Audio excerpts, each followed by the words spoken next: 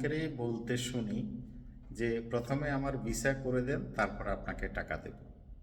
দেখেন ভাই, Europe, America, Canada, Australia এইসব দেশের ভিসা এভাবে পাবেন না আপনি। কেন পাবেন না? যেমন ভিসা করেও আমরা টাকা নিতে কষ্ট হয়।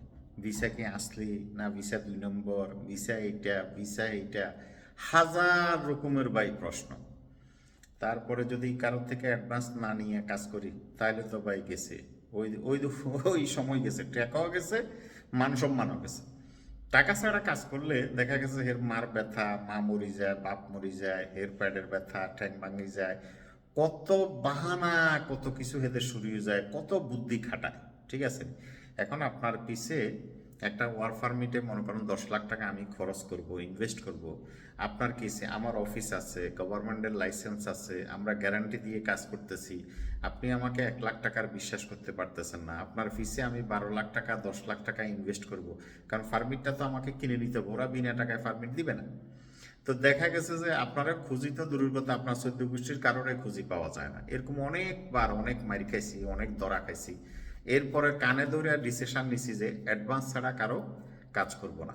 তো সুতরাং আপনাদের যেটা সমস্যা, আপনারা যে হয়রানিটা হচ্ছেন বা বিভিন্ন লোকের টাকা পয়সা দিয়ে মার খাচ্ছেন, এই সমস্ত কারণে আপনারা টাকা পয়সা দিতে ভয় পান। এখন আপনাদেরকে দেখতে হবে যে আপনি যাকে টাকা দিচ্ছেন সে কি এই কাজ করে, তার কি অফিস আছে, তাহলে আপনি তাকে টাকা দিতে। আমরা আজকে 17 বছর ওপেন চ্যালেঞ্জ দিয়ে আমরা কাজ করতেছি। ইন্টারন্যাশনাল মার্কেটের 4টা দেশে আমাদের অফিসে বসে মানুষকে সার্ভিস দিয়ে যাচ্ছি।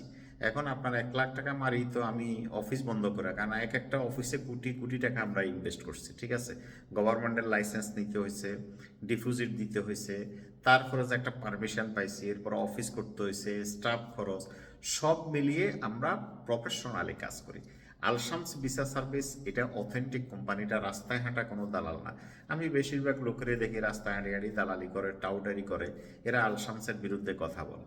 এর কারণ হচ্ছে আমরা কম টাকায় কাজ করি, এরা ইচ্ছা মতো মানুষেরা জবাই করে, আর আমাদের কারণে জবাই করতে পারতেছে না। তো এখন আলশামসের বদনাম করা ছাড়া তো তাদের আর কোনো গতি নেই, উপায় নেই। একটারও দেখবেন না আছে অফিস, না এই সেক্টরের লোক, না কোনো বৃত্তি আছে, এর সব টোকাই ফোলাফাই।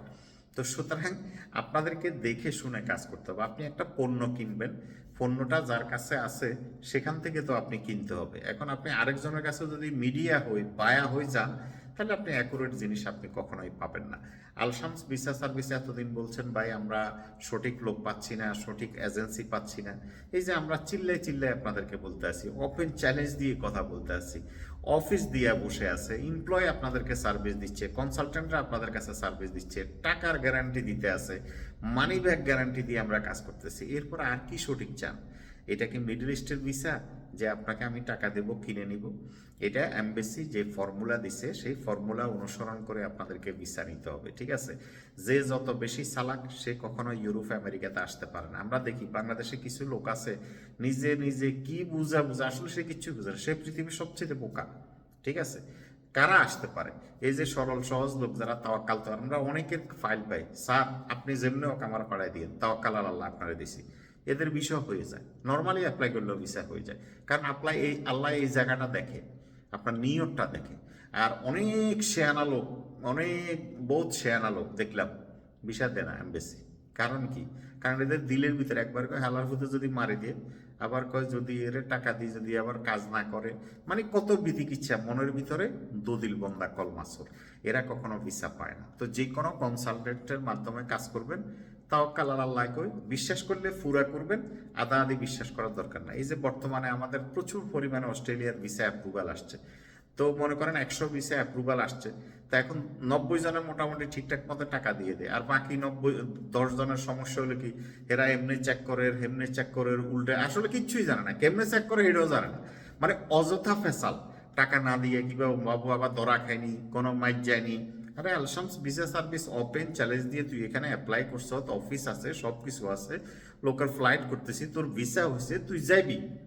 এটার ভিতরে দুনিয়ার কিচ্ছা খায় না, মানে এর লগে আমি 10,000 কথা কইতে হবো না। এক একটা লোকের যেভাবে সার্ভিস দিতে হয়, একটা লোকের ভিসার প্রসেস থেকে শুরু করি শেষ পর্যন্ত, আর মনে হয় যে কয়েক লাখ খালি মেসেজে কথাই কইতে হয়। তো তো এরকম যদি অবস্থা হয়, আপনারা ভালো বেটার সার্ভিস কোথায় পাবেন? আপনার এইটারে যদি আস্থায় না থাকে, মনে যদি না থাকে, কলিজাই যদি আপনার না থাকে, চোরের চোর না করতে পারলে, বালারে বালা না করতে পারলে আপনি কেমনে মানুষ হিসেবে বাঁচবেন? আপনি যারা 2 নম্বরই করে তাদেরকে 2 নম্বর বলবেন, যারা ভালো মানুষও তো আছে।